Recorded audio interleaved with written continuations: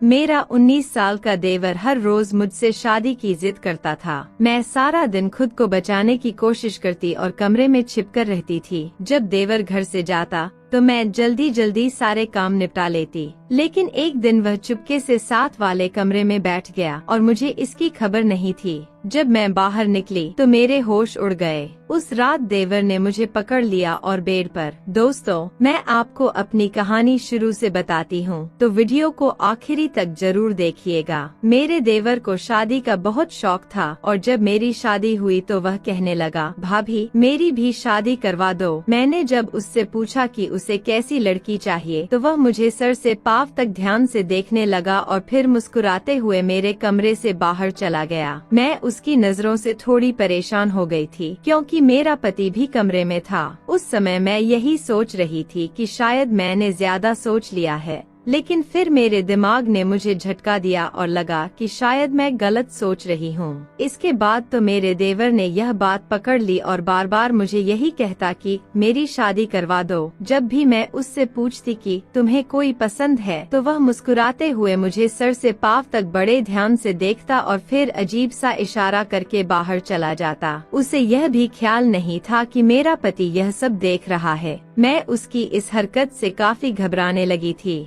एक दिन मेरी सास और देवर चाय पी रहे थे और मैं भी अपना चाय का कप लेकर अपनी सास के पास बैठ गई। मेरा पति भी वहीं बैठकर चाय पी रहा था और साथ ही मोबाइल पर किसी चीट में व्यस्त था। तभी मेरी सास ने बताना शुरू किया कि मेरे पति की मंगनी रमेश की बेटी से हुई थी, लेकिन बाद में रमेश की बेटी को मलेरिया हो गया और वह इतना बिगड़ गया कि वह बेचारी जान से हाथ धो बैठी। इसके बाद मेरी सास ने कहा, अगर वह जिंदा होती तो आज अभिषेक की पत्नी तुम नहीं बल्कि वह होती। जब मेरी सास यह बात कह रही थी तभी मेरे देवर ने अचानक कहा, यह भाभी मेरी पत्नी होती। यह सुनकर मेरी सास ने उसकी कमर पर थपकी मारी और कहा, तुझे शर्म नहीं आती ऐसी बात करते हुए? यह तेरी भाभी है। देवर ने जवाब दिया, हाँ अब तो भाभी है। अगर भाई की शादी रमेश अंकल की बेटी से हो जाती तो वे मुझे ही पसंद करते। मुझे नहीं पता क्यों, लेकिन देवर की यह बात मुझे बहुत बुरी लगी। मेरी सास ने इस बात को हंसकर टाल दिया, लेकिन मैं वहाँ से उठकर किचन में चली गई।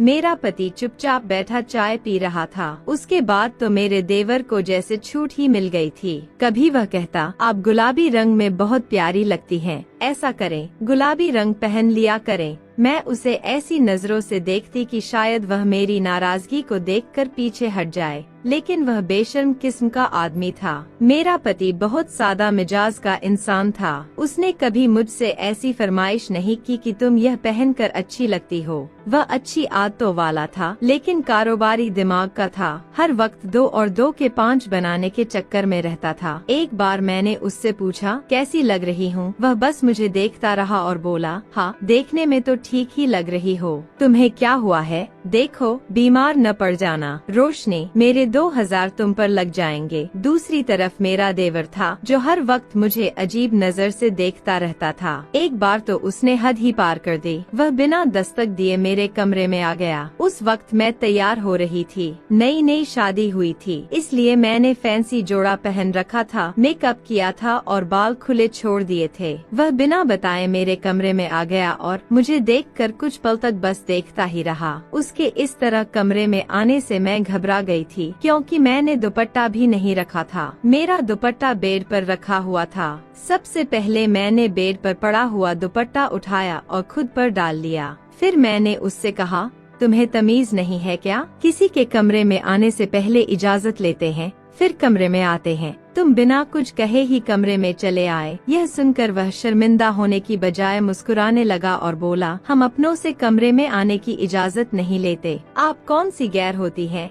यह कहकर वह मेरे बेड पर बैठ गया। मैं उसकी इस हरकत पर हैरान रह गई। मैंने पूछा, तुम्हें कोई काम है क्या? मेरा अंदाज अजीब सा था। वह बोला, हाँ बहुत जरूरी काम है, बैठो बताता हूँ। लेकिन मुझे यह बात ठीक नहीं लगी कि अकेले कमरे में देवर के साथ बैठूं। मैंने कहा, मेरे पास वक्त नहीं है तुम्हारी फिजूल बातों के लिए। तुम बस इधर उधर की बातें करोगे। मुझे पता है तुम्हें कोई काम नहीं है। यह कहकर जैसे ही मैं कमरे से बाहर निकली, मैं अपने पति से जोर से टकरा गई।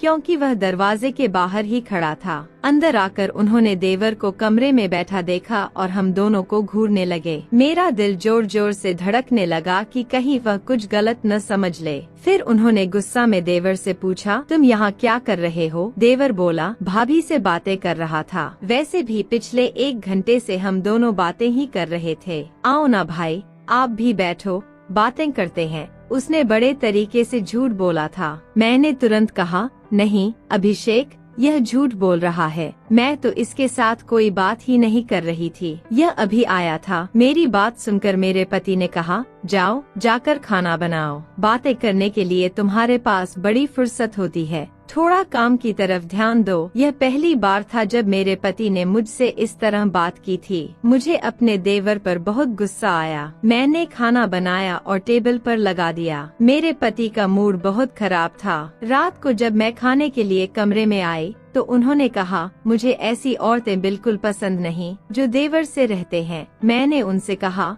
वह झूठ बोल रहा था। वह बोले, मैं पिछले 30 मिनट से घर पर आया हूँ, लेकिन तुम 30 मिनट से कमरे में ही थी और वह भी कमरे में ही बैठा था। मुझे बेवकूफ मत समझो। उस दिन के बाद मैंने देवर से बातचीत बिल्कुल बंद कर दी। जहाँ वह होता मैं वहाँ से निकलकर कहीं और चली जाती थी। 4 दिन तक चुपचाप रो रहा था, लेकिन 5वें दिन उसने कहा, आपके साथ क्या परेशानी है? जहाँ मैं बैठता हूँ आप उठकर चली जाती हैं। मैंने कहा, तुम झूठे हो। तुम्हारी वजह से तुम्हारे भाई मुझसे गुस्से से देखते हैं। तुमने क्यों झूठ बोला कि तुम 1 घंटे से मेरे साथ बैठकर बातें कर रहे थे? वह बोला, मैंने तो यूं ही मजाक में कहा था। भाई को तो आदत ही है। फिर उसने कहा, मैं आपको यही बताने आया था कि मेरा भाई बहुत शक्तिशाली है, उसे शक करने की आदत है। आपकी शादी बहुत गलत आदमी से हुई है। मुझे आपके बारे में सोचकर अफसोस होता है। देवर की बात सुनकर मैं अजीब सी हो गई। मेरे पति का रवैया भी मेरे प्रिय ऐसा ही था, लेकिन मैंने कहा, ऐसी बात नहीं है। अभिषेक बहुत अच्छा है, बेहतर होगा कि तुम मुझसे दूर ही रहा करो। उसने मेरी बात सुनकर कंधा उचकाया और फिर मेरे कमरे से बाहर चला गया। मैंने राहत की सांस ली कि उसे बात समझ में आ गई। फिर मेरे दिल में यह ख्याल आने लगा कि अगर मेरा पति शक की किस्म का है तो मुझे और भी सावधान रहना चाहिए। लेकिन मेरा दिल यह मानने को तैयार नहीं था। शादी के पहले कभी उन्होंने मेरे साथ ऐसा रवैया नहीं दिखाया था। मेरी शादी को 3 महीना बीत चुका था। इस 1 महीने में मुझे ऐसा नहीं लगा था कि मेरा पति शक की मिजाज का है, लेकिन पिछले कुछ दिनों से वह मुझे बहुत अजीब तरह से देख रहा था। बार बार मुझसे देवर के बारे में सवाल करता। कभी कहता, तुम गेट के पास खड़ी तो नहीं होती? दरवाजा तुम तो नहीं खोलती? मैं कहती, नहीं, वह तो आपकी माँ ही खोलती है। वह बोलता, हाँ ठीक है, देखो बाहर के दरवाजे के पास नहीं जाना, हमारे मोहल्ले में बहुत आवारा लड़के हैं। पति की यह बात सुनकर मुझे भी लगने लगा कि शायद वह शक्की है। मैं हर उस काम से बचती थी जिससे मेरा पति मुझ पर शक न करे और मुझसे नाराज न हो। लेकिन एक बार ऐसा हुआ कि सब कुछ बर्बाद हो गया। मेरी सास ने मुझसे कहा कि वह कुछ दिनों के लिए दिल्ली जा रही हैं, अपनी बहन के पास, क्योंकि उनकी बहन बीमार है। मेरा देवर ही मेरी सास को दिल्ली छोड़ने गया था। मुझे लग रहा था कि वह भी सास के साथ वहीं रहेगा, लेकिन वह अगले ही दिन वापस आ गया। मेरे पति ने देवर से कहा, तुम भी मम्मी के साथ दिल्ली में रह लेते। देवर ने जवाब दिया, नहीं, मेरी पढ़ाई का प्रॉब्लम है। यूनिवर्सिटी में मेरे सेमेस्टर के एग्जाम होने वाले हैं। अब मुझे भी परेशानी होने लगी थी, क्योंकि मेरा देवर दोपहर को यूनिवर्सिटी से वापस आ जाता था और मेरा पति रात को आता था। दोपहर से रात तक मेरा देवर घर पर ही रहता था, कहीं नहीं जाता था और मेरे लिए वह वक्त बड़ा ही परेशानी भरा होता था। मैं अपने कमरे में ही दरवाजा बंद करके बैठी रहती, यही इंतजार करती कि कब वह बाहर जाए तो मैं कुछ किचन का काम निपटा लूं। जब वह यूनिवर्सिटी में होता तो मैं फटाफट खाना बनाकर सारे काम करके अपने कमरे में जाकर बैठ जाती। लेकिन रात की रोटी तो मुझे अपने पति के आने से पहले ही बनानी होती थी। मैं चाहती थी कि इस वक्त देवर कहीं चला जाए, लेकिन मैं उसे यह नहीं कह सकती थी। जैसे ही वह घर से बाहर जाता और मुझे दरवाजे के बंद होने की आवाज आती तो मैं अपने कमरे से बाहर निकलती, फटाफट रोटियां बनाती और उसके आने से पहले ही कमरे में बंद हो जाती। जब मेरा पति आता तभी मैं कमरे से बाहर निकलती थी।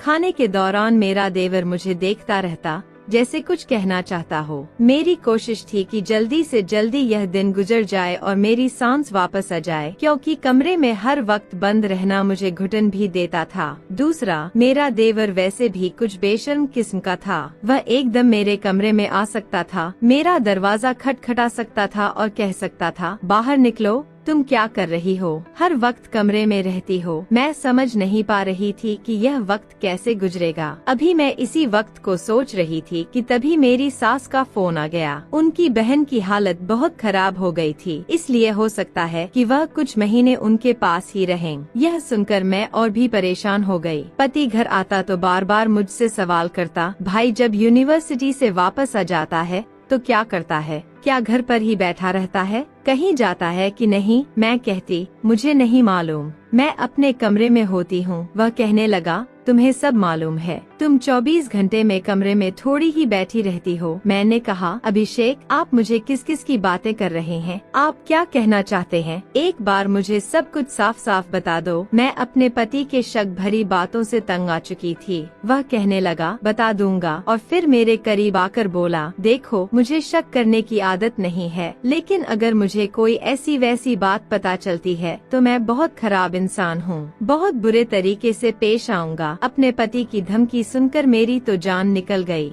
मैं परेशान होकर रह गई। एक बार मेरा देवर घर पर आया। वह बहुत ही खौफनाक लग रहा था। बार बार अपने पसीने को पोंछ रहा था और मुझसे कहने लगा, भाभी, भगवान के लिए मुझे अपने कमरे में छुपा लो। मैंने कहा, ऐसा क्या हो गया है? वह बोला, बताने का वक्त नहीं है, बस मुझे छुपा लो। जिस तरह वह परेशान लग रहा था, लगता था कि उसे कुछ बहुत बड़ी समस्या हो गई है। बहरहाल मैंने उसे कहा, ठीक है, तुम मेरे कमरे में छुप जाओ। यह कहकर मैं किचन में चली गई और यही सोचने लगी कि आखिर उसे हुआ क्या है, वह ऐसा क्यों कर रहा है। उसका रंग भी उड़ा हुआ था। मेरा देवर कमरे में छुपा हुआ था और 2 घंटे बीत चुके थे। न तो वह कमरे से बाहर आया था और न ही मुझे किसी बात का पता चला था। तभी अचानक दरवाजे पर दस्तक हुई। शाम के 4 बज रहे थे और हमारे घर तो इस वक्त कोई आता जाता नहीं था। मेरे पति तो रात को 10 बजे ही आते थे। मैंने पूछा, कौन है? तो मेरे कमरे से मेरे पति की आवाज आई, दरवाजा खोलो। उनका आवाज बहुत तेज था। मैंने दरवाजा खोल दिया। बजाय मुझसे बात करने के, वह गुस्से से घर के अंदर घुसे और पूरे घर की तलाशी लेने लगे। मैंने कहा, अभिषेक, क्या देख रहे हो? वह बोले, अभी बताता हूँ। उनके बातें को सुनकर मेरा दिल धक से रह गया। मुझे समझ नहीं आ रहा था कि वह किस भाषा में बात कर रहे हैं। उन्होंने सारे कमरों की तलाशी ली और फिर मेरे कमरे का दरवाजा खोला। कुछ देर बाद वे मेरे देवर का कॉलर पकड़कर बाहर लाए और उसे जमीन पर पटक दिया। वह गुस्से में बोले, देखो, वही हुआ जिसका मुझे पहले से शक था। यह तुम्हारे कमरे में क्या कर रहा था, जबकि इसका अपना कमरा है? मैंने कहा, मुझे क्या पता। यह 2 घंटे पहले आया था और बहुत परेशान लग रहा था। उसने कहा था कि मुझे अपने कमरे में छुपा लो, इसलिए मैंने उसे छुपा लिया। मैं किचन में काम कर रही थी और मेरे मन में यही बात चल रही थी कि मेरे पति ने अचानक मुझ पर थप्पड़ मार दिया और कहने लगे, तुम झूठ बोल रही हो, तुम इसे अपने कमरे में हर वक्त बैठाकर रखती हो, न जाने क्या क्या करती हो। मैं तुम्हें अपने घर में नहीं रख सकता, चलो निकलो मेरे घर से बाहर। मैं अभिषेक की बात सुनकर बहुत परेशान हो गई। मैंने कहा, ऐसा कुछ नहीं है, मैं सच कह रही हूँ। फिर मैंने अपने देवर से कहा, तुम बता दो कि तुम क्यों आए थे। वह मुस्कुराने लगा और बोला, मैं क्यों बताऊँ भाभी, जो कुछ सच है वो सब भाई जी ने बता दिया है, अब इसे छुपाने का क्या फायदा। इस बार भी उसने मुझे धोखा दिया और झूठ बोला। फिर मेरे पति ने मुझे धक्के देकर घर से निकाल दिया। मैं रोती बिलखती अपने मायके पहुंच गई। अगले दिन ही मेरे पति ने मुझे फोन करके कहा कि वह मुझे जल्द ही तलाक के कागजात भेज देंगे। मैंने बहुत मिन्नतें की, लेकिन वह कुछ सुनने को तैयार नहीं थे। मैं चुपचाप बैठ गई। मेरी भाभियाँ और भाई मुझे ताने देने लगे। 1 महीना बीत गया, लेकिन न तो अभिषेक ने मुझे तलाक दिया और न ही कोई रिश्ता बनाए रखा। 2 महीने बाद अभिषेक मुझे लेने आए। मेरी सास भी उनके साथ थी और बहुत शर्मिंदा लग रही थी। मेरी सास रोने लगी और बोली, मैं कुछ दिन पहले ही यहाँ आई हूँ। जब मुझे यह सब पता चला तो मैंने अभिषेक को बहुत डांटा और उससे कहा कि तुमने ऐसा क्यों किया, मैं तुमसे बहुत शर्मिंदा हूँ। मुझे नहीं पता था कि अभिषेक ऐसा कदम भी उठा सकता है। दरअसल अभिषेक को शुरू से ही शक करने की आदत थी। मेरा छोटा बेटा बहुत मजाकिया है, इसलिए उसने शक का इलाज करने के लिए अपने भाई के सामने जानबूझकर ऐसा रवैया अपनाया कि जैसे मेरे और उनके बीच कुछ गलत चल रहा हो। जब अभिषेक ने मुझे घर से निकाल दिया तो उन्हें एहसास हुआ कि उन्हें मेरी सच्ची मोहब्बत हो गई है। 2 महीने बाद उन्हें अच्छी तरह से समझ आ गया कि वह मेरे बिना नहीं रह सकते। फिर जब उन्होंने मेरी मिन्नतें सुनी तो मेरे छोटे बेटे ने कहा, नहीं, आपको जिस तरह से शक करने की आदत है, आप भाभी की जिंदगी को बहुत खराब कर देंगे। मैंने जानबूझकर आपके सामने ऐसा रवैया रखा था। मैं यह देखना चाहता था कि आप अपने शादीशुदा रिश्ते को कितना अच्छे से निभा सकते हैं, लेकिन आपने तो इसे कचरे की तरह समझ लिया। मैं आपको ये एहसास दिलाना चाहता हूँ कि रिश्ते कितने अनमोल होते हैं। अभिषेक को अपनी गलती का एहसास हो गया था, इसलिए आज वह मुझे अपने साथ लेने आया था। उसने वादा किया कि अब वह कभी भी मुझ पर शक नहीं करेगा। जो कुछ मेरे देवर ने किया वह एक इलाज का हिस्सा था, ताकि वह अपने भाई को यह एहसास दिला सके कि अगर वह मुझे किसी के साथ बातचीत करते हुए देखे या फिर मेरे कमरे में कोई हो तो इसका मतलब यह नहीं कि मैं बुरी औरत हूँ। दोस्तों, शक एक ऐसी बीमारी है जो इंसान के रिश्तों को तोड़कर रख देती है। अगर आपको रिश्ते निभाने हैं तो एक दूसरे पर यकीन करना होता है। अगर आपको हमारी कहानी अच्छी लगी हो तो लाइक जरूर करें। अगर आपने चैनल को सब्सक्राइब नहीं किया है तो कृपया चैनल को सब्सक्राइब कर दें। हम मिलते हैं अगली नई